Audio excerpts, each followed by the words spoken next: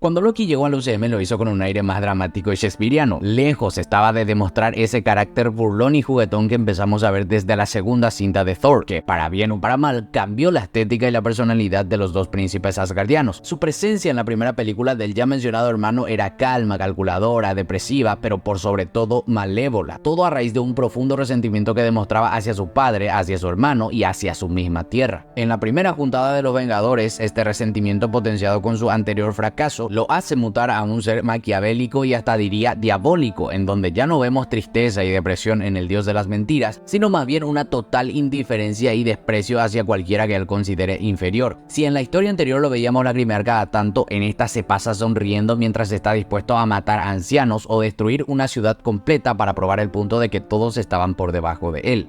¡Todos están por debajo de mí!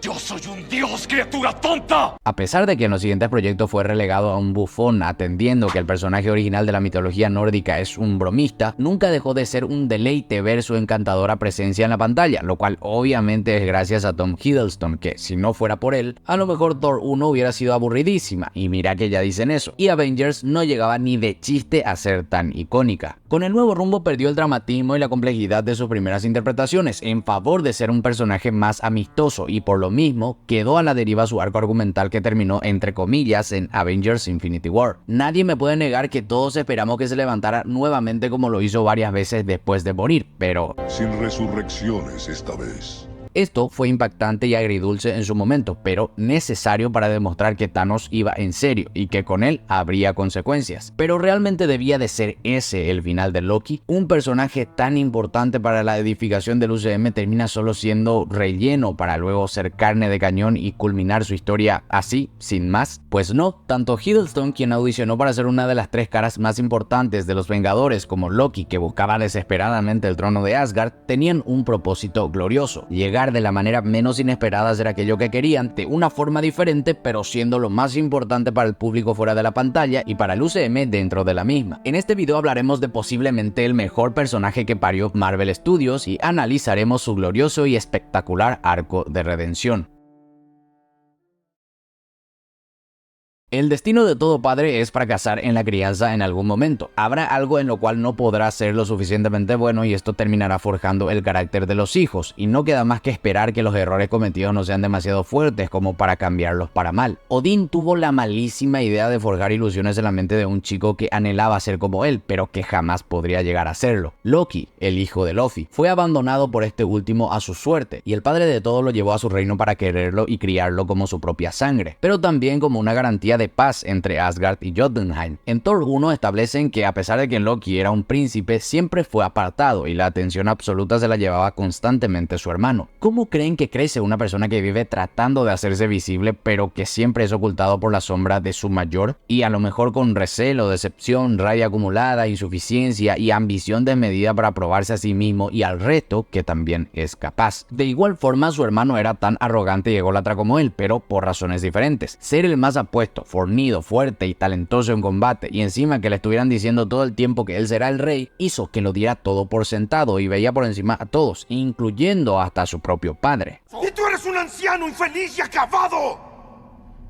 Cuando este iba a ser coronado como el nuevo rey de Asgard, fue Loki quien saboteó la ceremonia dejando pasar a los gigantes de hielo, poniendo en marcha su plan de evitar ese destino. Y así lo hizo, solo que en el trayecto, para alimentar un poquito más el odio a su entorno, se entera que jamás fue un hijo de Asgard, el hijo de Odín. Él pertenecía a los marginados gigantes de hielo, tenían la sangre de una especie despreciada por los asgardianos, de los cuales creyó ser parte. Y como si fuera poco, ni su propio padre quiso tenerlo, lo abandonó a su suerte prácticamente con una sentencia de muerte. Entonces su progenitor lo rechazó y lo dejó solo, y Odín prefirió apartarlo en vez de decirle la verdad. Si antes necesitaba ser importante, ahora lo iba a demostrar a cualquier costo. Y como ya dijo Alfred alguna vez, la fiebre, la ira, la sensación de impotencia que hace a los hombres buenos crueles.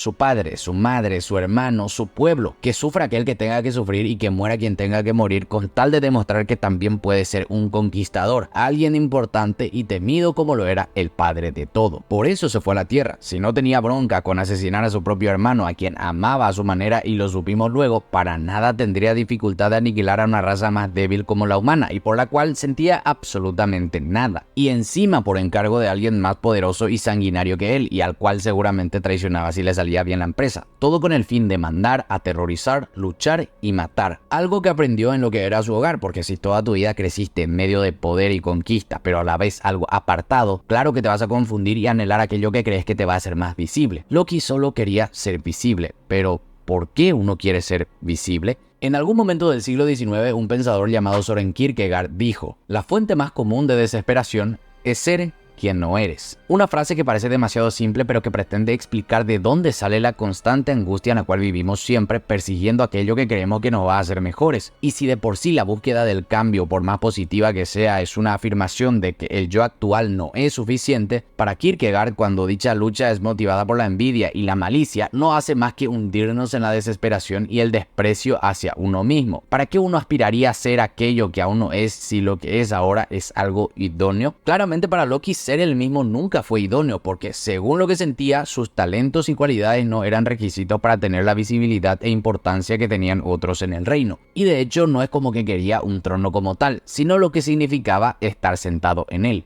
¡Yo nunca quise el trono! Lo único que quería era ser tu igual. Lastimosamente y afortunadamente, ser igual a alguien es imposible, y si lo fuera sería como una especie de autodesvivimiento porque estarías traicionando lo que sos. Obviamente Loki nunca lo pensó más allá de la rabia hasta llegar a la TVA, y cuando mencionaba que quería ser igual que su hermano, lo que hacía realmente era exteriorizar su deseo de cariño, una cosa que siempre asoció con el poder que manifestaba que iba a tener cada 5 palabras, una forma muy efectiva pero dañina de reprimir los sentimientos de inseguridad e inferioridad, que no hubieran estado ahí si sus circunstancias hubieran sido diferentes. Y a ver, no me malentiendan, ningún mal acto es justificable por más cachafaz que fuera tu familia. O sea, no porque papi tuvo a su hijo favorito y no te contó que eras adoptado vas a agarrar un arma, entrar a un salón de clases y... bueno, ya entienden cuál es mi punto. Aclaro esto porque nunca falta ese pelotudo que romantiza las razones de los villanos. Acá solamente estoy explicando las causas que llevaron a este personaje a convertirse en un psicópata y dar a entender que a veces uno no necesita ser o tener aquello que cree que lo va a hacer mejor, sino ser consciente que todos tenemos una innata necesidad de ser importantes y que esto a veces, si no lo asimilamos, nos puede llevar a caminar por un sendero equivocado. No voy a hacer un repaso de lo que pasó con Loki en la línea principal porque no ha evolucionado demasiado después de Avengers 1. O sea, podemos mencionar algunos momentos interesantes en donde interactuó con su hermano, principalmente para sacarse en cara sus cosas, por supuesto, cosas que tienen que ver con la familia. ¿Cuando murió ante ti? ¿Y tú cómo la ayudaste en tu celda? ¿Quién me puso ahí? ¡Lo sabes muy bien! Ya saben lo que suelen decir, no todas las familias son buenas. ¡Tranquilo, Toretto!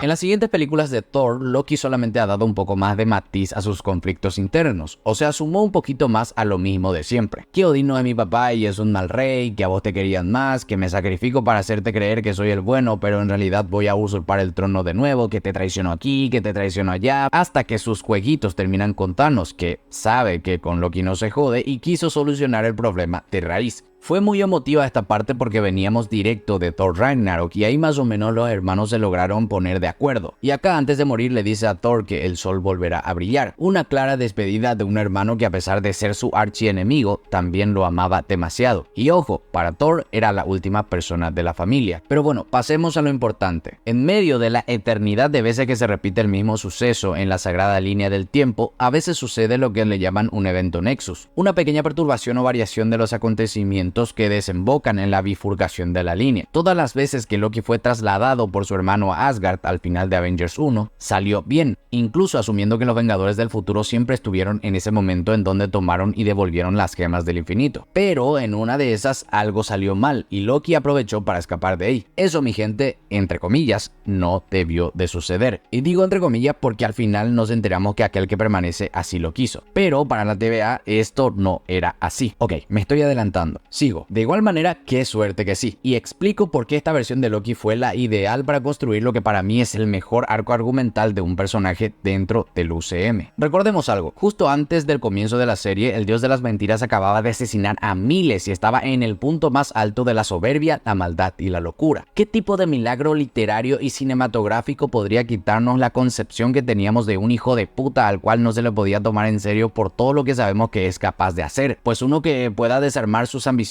creencias, inseguridades y carencias al punto de hacer que su visión de la vida llegue al más grande absurdo. Fue lo que pasó con Loki cuando la TVA se lo llevó para borrarlo de la existencia. Para mí hay tres cosas fundamentales que pasan en el primer capítulo de la primera temporada y cambiaron definitivamente al personaje de un solo puñetazo existencial. Primera cosa, el enterarse que no es el original, si es que una cosa así en la sagrada línea existe. Hasta ese momento Loki se veía a sí mismo como un dios único, destinado a la gloria por su propia voluntad. Darse cuenta que no es más que una copia hace que se plantee su verdadera importancia en la vida y empieza a luchar contra la realidad de que si él no es el Loki principal, hay otro que es más importante y por encima de él, sin mencionar la crisis de identidad que te puede causar saber que no sos el único, lo cual nos lleva a nuestra segunda razón. Todos los Lokis fracasan. Luego de que Mobius le salvara de ser borrado, este empieza a ningunearlo, a burlarse de él, a rebajarlo para entender por qué esta persona se comporta así, y aunque sabe, lo que busca es que Loki sepa el porqué de sus acciones y a lo mejor después de eso decide optar por un camino diferente, lo cual pasó después de que le mostrara cómo muere el dios de las mentiras original. O sea, imagínate que creas que todo te iba a salir bien y que para ello debías de ser lo contrario a tu padre, pero después descubrís que las decisiones que tomaste solo te van a llevar a una muerte indigna y poco gloriosa para un príncipe, y entendés así que no sos especial y que nunca lo vas a hacer, independientemente de que seas una copia o no. Aparte de ser chocante ver tu propia muerte, observar que no tenés el control de tu vida y que no sos más que un fracasado como siempre sentiste que eras, obviamente va a generar esa sensación de decepción y te va a obligar a contemplar la posibilidad de que a lo mejor si uno no quiere terminar igual como aquel que muere, debe de cambiar de idea. Se le suma a esto algo que pasó un poquito antes, y es la tercera razón, lo pequeño que es él frente a la gran existencia. Los 9 mundos eran todo lo que él conocía, consideraba que el padre de todo era extremadamente poderoso y por eso cuidaba de estos mundos. Sin embargo, dentro de todo existían ciertos objetos como las gemas del infinito que podrían igualar o superar el poder de Odín. Sabemos que no se iba a detener si es que ganaba la batalla para Thanos y a lo mejor buscaba todas las piedritas estas para luego hacerse con el control total. No obstante, la TVA grande fue su sorpresa cuando se entera que estas gemas están lejos de representar el poder absoluto que creía que tenían. Estaban en un cajón guardados como cinta adhesiva, no servían en ese lugar. Entonces, un dios que no puede comprender más allá de sus narices sobre la existencia, que encuentra aquello que consideraba poderoso como algo obsoleto y que ni siquiera tiene el control de su propia vida, ¿cómo puede llamarse a sí mismo como algo superior, como una divinidad? Simplemente en comparación a todo no es más que nada, un punto de arena en un montículo enorme. Estos 3 puntos son el cimiento de las 2 temporadas y de ese cimiento parte la evolución de Loki hacia el heroísmo y te podés dar cuenta del pedazo de trabajo que hicieron para estructurar toda la historia. La tesis está en el primer capítulo y las razones principales también que ya explicamos. Todos los capítulos posteriores ya solo tenían que encargarse de agregar rayas a la cebra, que son muy importantes, pero la columna vertebral ya estaba fijada al inicio de la historia. ¿Y qué serían esas rayas? Pues los conceptos del tiempo, las interacciones con Mobius, el misterio de la TVA e incluso el romance suyo consigo mismo, porque seguro ya se preguntaron por qué no pongo a Sylvie como una de las razones principales. Y aunque sí puede ser la número 4, luego de que redujeron su importancia en la segunda temporada, creo que puedo llegar a la conclusión de que la intención del romance entre ellos dos era más bien como una forma simbólica de mostrarnos que Loki iba queriéndose a sí mismo, aceptándose a sí mismo, teniendo en cuenta que en principio era la falta de amor propio aquel motor que hacía que él fuera un malvado, porque de querer a alguien, él quiere a Mobius. O sea, miren cómo se arregla antes de verlo en esta parte en donde va a visitar a su variante. Es una verdadera amistad, algo que probablemente nunca tuvo. Sin Sylvie, y después de ver todo lo que vio y teniendo en cuenta el apoyo amable de su amigo, probablemente Loki de igual manera hubiera seguido el camino del héroe.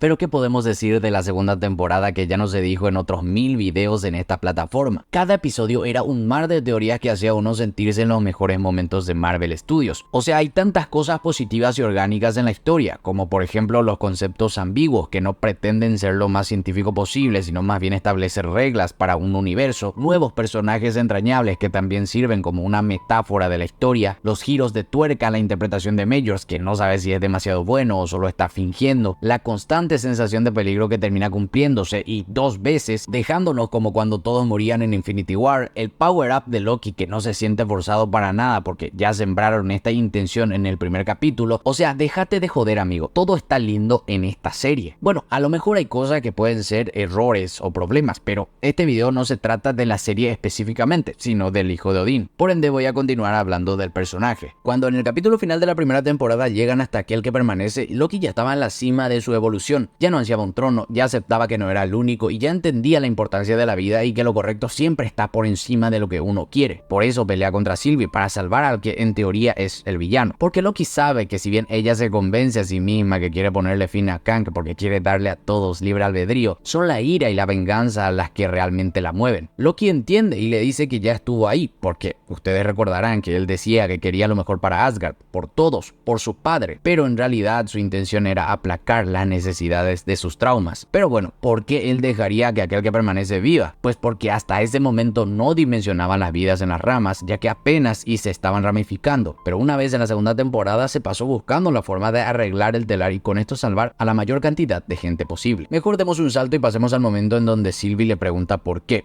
quiere salvar a tanta gente? Y su cuestionamiento tiene todo el sentido del mundo. En ese momento la mayoría pensábamos que Loki solamente era bueno y ya está, pero la cosa es mucho más compleja. Según Sylvie se resume en ser egoísta, pero si te pones en el lugar de Loki es por culpa, por un sentido de deuda, por cambiar su destino, por amor y cariño, pero por sobre todo por no querer estar solo. Quiero a mis amigos conmigo.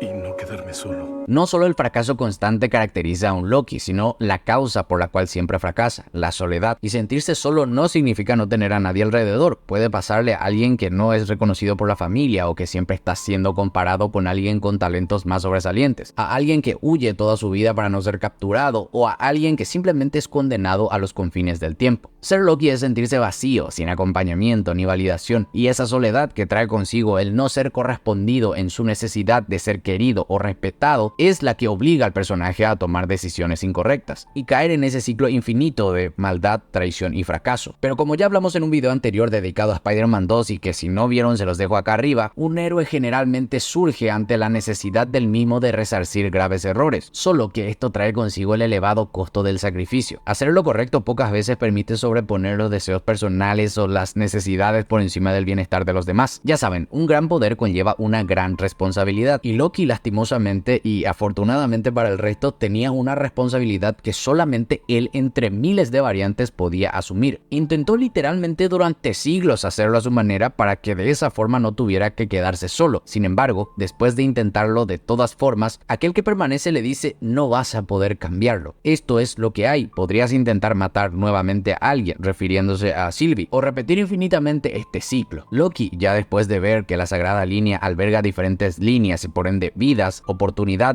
y libertades, y teniendo en cuenta que fue preso por el bucle en el cual lo apresó Kang, decide al fin tomar su propia decisión. Primero va junto a Mobius y le dice lo que ya comentamos: no hay consuelo en hacer lo que se debe de hacer, es una gran carga, un sacrificio que no vale la pena evadir porque al final tendrá su consecuencia. Acá es en donde se da cuenta del por qué tiene que sacrificarse irremediablemente, y luego va con Sylvie para descubrir cómo. Todo lo que hizo en el pasado para no sentirse inútil, ninguneado, apartado, solo, lo llevaba directo a la muerte, y aunque ahora sabía que elegir algo diferente de igual forma lo condenaría a una soledad cósmica, por lo menos con eso daría la oportunidad a otros de tomar sus propias decisiones y vivir aquello que a él se le ha negado. Y ahí va el mejor personaje que alguna vez fue escrito en Marvel Studios, deshaciéndose de su ropa en una clara analogía del despojo que hace de su yo villano. Un nuevo atuendo va tomando forma, una túnica con su color verde característico pero más opaco, que carece de todo detalle brillante y estrafalario que solía preferir, pero que cumple con la función de decirnos que ese es el atuendo de un dios que ya no busca ni ser reconocido, ni venerado, ni temido. Libera todo su potencial y agarra todo el multiverso literalmente en sus manos, y al fin, aquel que no estaba destinado a ser rey por su condición de débil, diferente y fracasado, se sienta al final del tiempo en un trono que a pesar de no ser lujoso, es el más valioso de la existencia.